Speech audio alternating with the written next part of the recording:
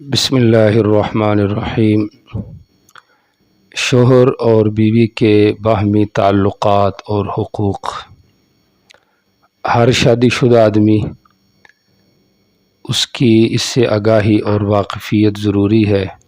بلکہ ہر مسلمان مرد و عورت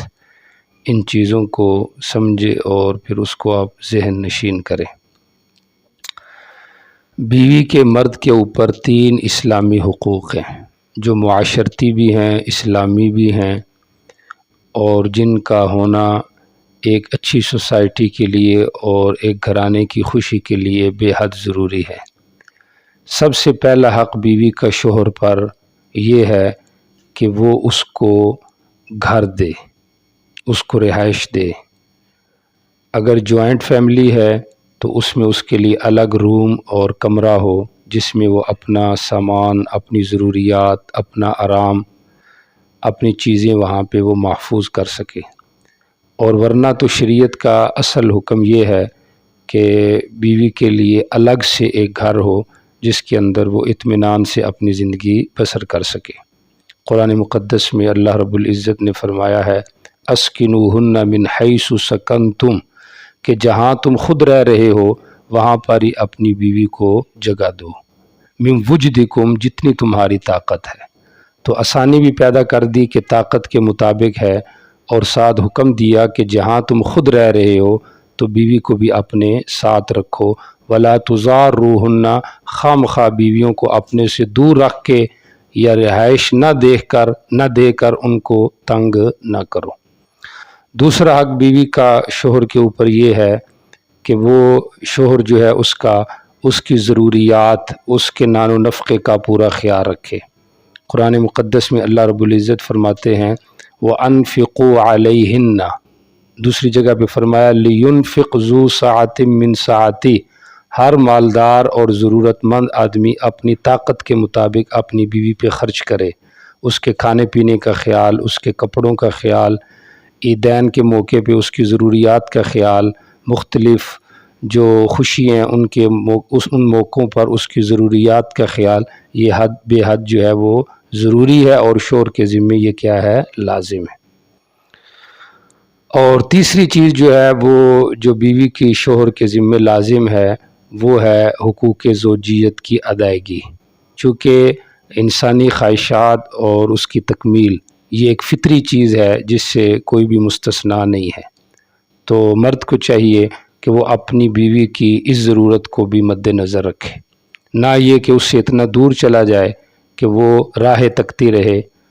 اور نہ یہ ہے کہ اس کی طرف توجہ اور میلان نہ کرے۔ تو یہ 3 حق ہیں جو بیوی کے شوہر کے ذمے لازم ہیں۔ معاشرے میں آج ہم دیکھتے ہیں کہ بعض اوقات ان سے کوتاہی برتی جاتی ہے، یا تو بیوی کو اس کی جو مناسب رہائش ہے وہ نہیں دی جاتی جس کی وجہ سے گھروں میں لڑائیاں ختم نہیں ہوتی،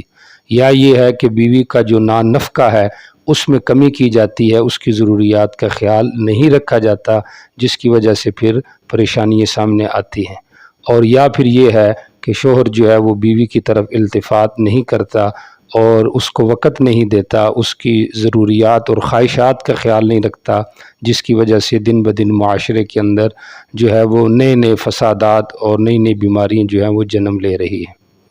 ایسے ہی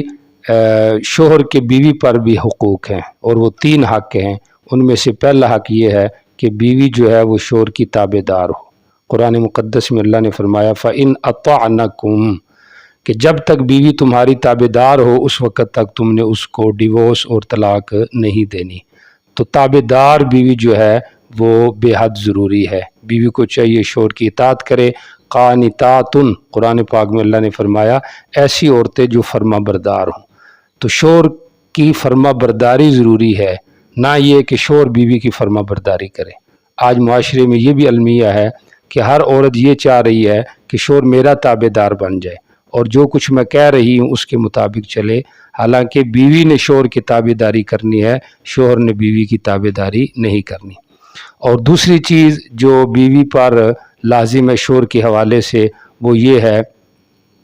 کہ جو بیوی ہے وہ شوہر کی مال اور جو اس کی عزت ہے اس کے اندر جو ہے وہ اس کی کیا کرے؟ حفاظت کرے۔ یعنی جب شوہر گھر کے اندر نہیں ہے تو کسی اجنبی کو گھر میں آنے نہ دے،